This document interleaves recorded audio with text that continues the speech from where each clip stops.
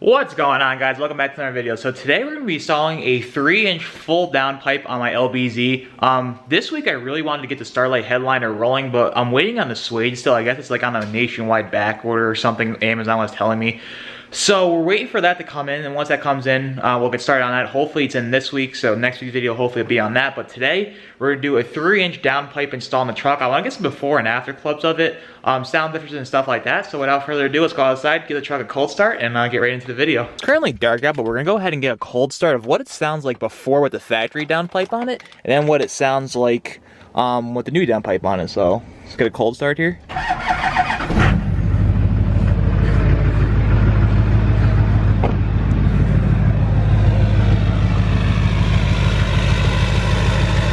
So this is what it sounds like with the 4-inch exhaust and the factory downpipe. It's going to kick up the high idle in a second, and then I'll show you guys what it sounds like then. Then we'll do a before and after.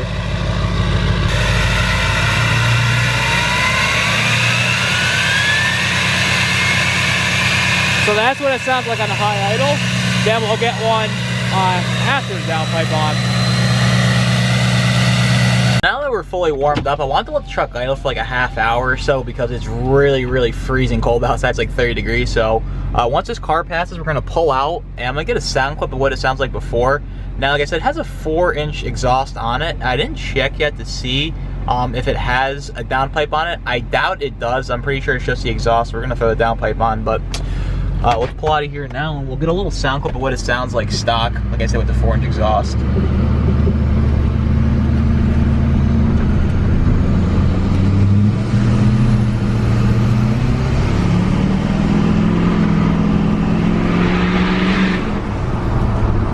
That's what it sounds like with the 4-inch exhaust. You can hear it scream a little bit, but not as loud as I think it should be with its exhaust. Like I said, I highly doubt it has a downpipe on it. We're gonna find out here in a few minutes when we pull it in the garage, but let's get home now and start on the downpipe install. Now we got it back in the garage. Let's see now. I'm curious if it has the factory downpipe on it. I'm pretty sure it does, but we're gonna verify right here real quick. Be very easy to tell because once you look at it, 99% of the time if it has a heat shield on it still, it's still the factory downpipe. So maybe I'll be able to see it right over here. Get the flashlight going. Yeah, it definitely does have the factory downpipe. Let me set my light up in here a little bit better. As you can see all the way back in there, you can see the heat shield bolts.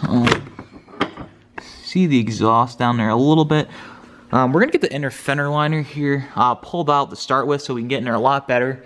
The key to this project, I bet, is going to be a lot of heat because this truck does have like 400,000 miles on it. So we're going to try to heat the bolts up just so everything comes off a lot easier. That heat shield's a few bolts. That's really the worst part. So once we get that heat shield off, it should be pretty easy going. So let's work on now getting the heat shield pulled off and getting downpipe on. We're going to start, like I said, with the inner fender liner. It looks like they're most of these Christmas tree style clips, so we're going to go ahead and get these pulled out. There's one bolt right there I think we're going to have to drop, but other than that, it should pull out pretty easy. It looks like, of course, half of these, some over time, people messing with them are missing, so I'll do the best I can to get these out in one piece, and then keep moving forward. What I'm actually going to do is, because this tire is actually pretty big, I'm going to end up just pulling the tire off, just like getting here a lot easier, make my life a ton easier, so I'm going to go ahead and get it jacked up, pull the tire off, and I'll have plenty of room to work in there. Then we'll start by getting some of these bolts pulled off, especially this one right here, where the downpipe's held onto. Now, with this, heat is your friend. I'm going to take my torch and heat that till it's red hot, then just put my impact on it and back it right out. Just make life super simple so I'm not snapping any bolts because, like I said, the truck has 400,000 miles on it, and I'm pretty sure those are fused on there. So, going to heat it up with the torch, get the tire off, and get moving along here. Gonna take the impact, loosen these up. So we got the tire off. I got it on a jack stand, also the jack there just in case, jacked up for extra reassurance. Now this is the first bolt right here I'm gonna work on taking off. I'm gonna get my torch out right now, heat it up like I said till it's red hot. It's a 15 millimeter, we'll break that free, and then we'll get this band off the exhaust holding it on. Then we'll work on the heat shield. Also what you're gonna have to do is the transmission fluid dipstick, there's a couple bolts, you're gonna have to loosen that up, and then we'll work on top getting the heat shield bolts off. That heat shield's really gonna be a pain. That's probably gonna be the worst part, but let's keep moving ahead here. Just check the brakes out too, those are brand new. Now this is my torch setup I have here. I don't have like anything crazy sophisticated, just enough heat to break that free. And yeah, let's go ahead and heat it up. Now I got the torch going.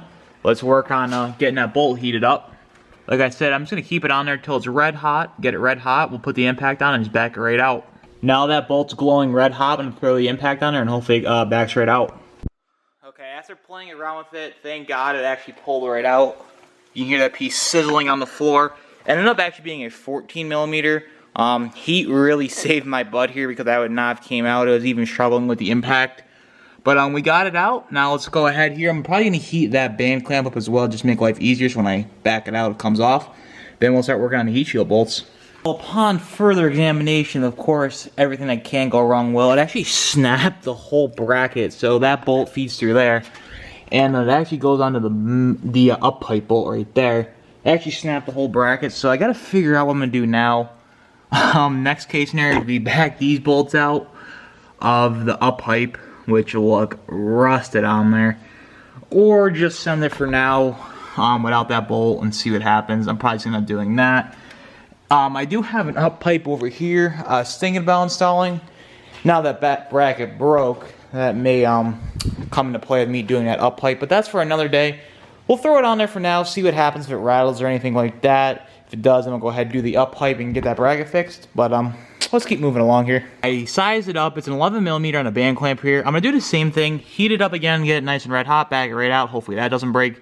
The exhaust has been replaced at one point, so I'm not thinking that's on there as tight. Then we're working on getting heat shield out. Thankfully, this V-band came off a lot easier than the first bolt did, obviously because someone did the exhaust. So that dropped right down like that. Now we got that bottom bolt free. Really, the only thing holding this downpipe on, I believe, is the V-band on the back of the turbo. Now we're going to work on getting these 3 bolts out of the heat shield. There's 3. One right in here, one up top, and then when you up top, you look down, there's another one. Heat shield's going to pull out the top. And yeah, we'll get that pulled out, get the V-band off, and we'll slide the downpipe out through down below here. It's going to come out the bottom, not the top.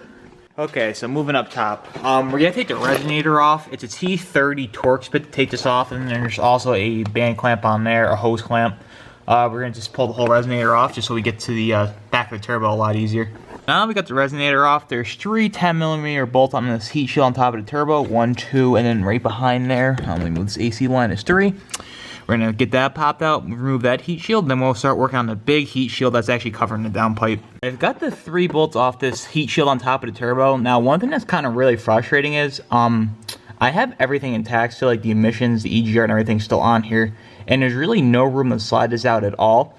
So what I think I'm going to have to do is just slide it back, put a ratchet on the V-band clamp on the turbo, loosen that up, and hopefully it comes out. Now, I got the 3 bolts off the back of the heat shield on the downpipe. One thing that really saved my life is this 10 millimeter ratcheting wrench. To be honest, if you don't have one of these, you probably won't be able to get it off. That thing really came in handy. Now we're just going to loosen the 2 13 millimeter bolts on the transmission fluid dipstick now. Get that loose. Try to slide that heat shield out through the bottom. I thought I would be able to take it out through the top, but since that heat shield's not coming off, because there's no room, I'm probably just going to have to slide out the bottom. Now I'm going to go ahead and loosen those up, and hopefully that heat shield slides right down and out. Okay, so now I'm working on getting the 2 13 millimeter bolts off the transmission dipstick bracket right here. Like I said, best bet again is get a 13 millimeter ratcheting wrench. You can use a regular wrench, but it will be a total pain in the butt. As you can see how easy this is working this off. Now I'm going to go ahead and just get this off. Now, once I get this bolt off, I already got the further one off. Hopefully I can just pull this heat shield right down and out through here, and then we can work on getting the actual downpipe pulled out. What I just spent a half hour working on is getting this heat shield off the top of the turbo. It's a really pain in the butt shield. A lot of people don't run it. I just want to take it completely off because there's no way to really get to that V-band on the back of the downpipe, under the back of the turbo that holds the downpipe to the turbo with this heat shield in the way. So what I did was I just removed the glow plug unit right here. The control module. I unbolted the bracket, and then I just pried the shield out. So as you can see right now, it's all mangled. Once I pulled the module out right here, it freed up a ton of room. So now I'm just gonna go ahead and pull that out, loosen the V-band on the back of the turbo, and that downpipe should just slide right out the bottom. I got the V-band off the back of the downpipe. You just want to do some wiggling in here just to break it free from the back of the turbo. I actually had to take a pry bar, put it on here, and pound it with a hammer backwards. Then it popped right out because it's so fused in there. Now we're just gonna work on just wiggling it out, then we'll get the new downpipe slid up and in.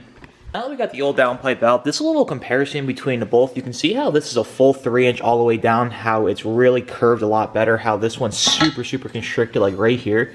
I bet that goes down to like an inch right there at least. Super, super constrictive. I'm sure as well this will lower EGTs because it's more flow coming out of the turbo, less heat, everything like that. So now we're gonna go ahead and snake this one up and through. Hopefully it goes in a lot easier. And one more thing I want to talk about also before I forget is, when I get the old downpipe out, the transmission fluid dipstick right here, if you take that, you see the 2 hoses coming out of the heater core. If you take that and duck it under all the way to the right one and pull it straight over, that really helped the downpipe coming out a lot easier. I finagled with it a little bit, but once I did that, it dropped right out. So just keep that in mind. If you're trying to pull it out, just push that dipstick all the way that way. Then the old downpipe will slide right on out. The new downpipe's in. It's slid up in there really, really easy. Now what happened was on the turbo side to the top of the old downpipe, the V-band clamp ended up snapping when I took it off. So I'm going to use the one from the bottom up top. And then I have this other one I just had laying around that I'm used to the bottom to clamp that to the exhaust. Hopefully it's the right one and it fits. If not, I'll just run out and try to get a different bolt to lock that one through. But for now, like I said, I'm just going to use this one up top and use that one down below. Get it all tightened up. Start it up, make sure it doesn't rattle because I'm a little bit concerned because that bolt really right there was the only one holding the whole downpipe in. And now that bracket's gone, I got to try to finagle it a little bit and make sure it doesn't rattle or hit against the up pipe or anything like that. So I'm going to go ahead and get everything tightened down and just make sure everything fits well. After some finagling, I finally got it on. It's actually turning out to be a bigger project than what I originally thought it to be. So I ended up using 2 new V-band clamps just to get it more secure because the old ones were really worn out and they really weren't clamping well. So I got it clamped up pretty well on the back of the turbo so you can still swing the pipe to adjust it down below here. Now my only concern is down here, now that this bracket broke, getting it so it's not going to rattle. Now I think I have it adjusted pretty well so it's not going to rattle on anything. But we're going to have to take it for a test drive and just find out. But it's definitely secure, it's not going anywhere. But I'm just got to make sure it's not rattling when I'm driving. If so, I'm going to have to come back and readjust this again and whatnot. But we'll cross that bridge when we come to it. Now I'm just going to go ahead and get the tire back on. Get the inner fender liner back on, then we'll get some before and after clips and what it sounds like. Okay, so now we got the tire back on, everything's good to go. We got the tools off the truck. We're gonna go ahead and start it up and check for a sound difference. There we go.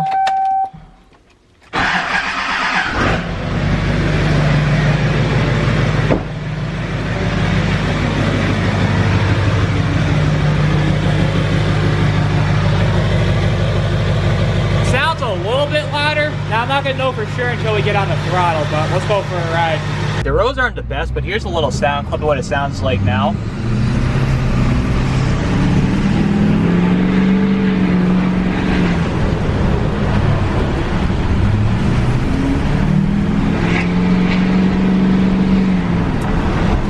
Definitely a little more throatier, it sounds like, and more whistle. I don't know about loudness, to be honest. I think it's the same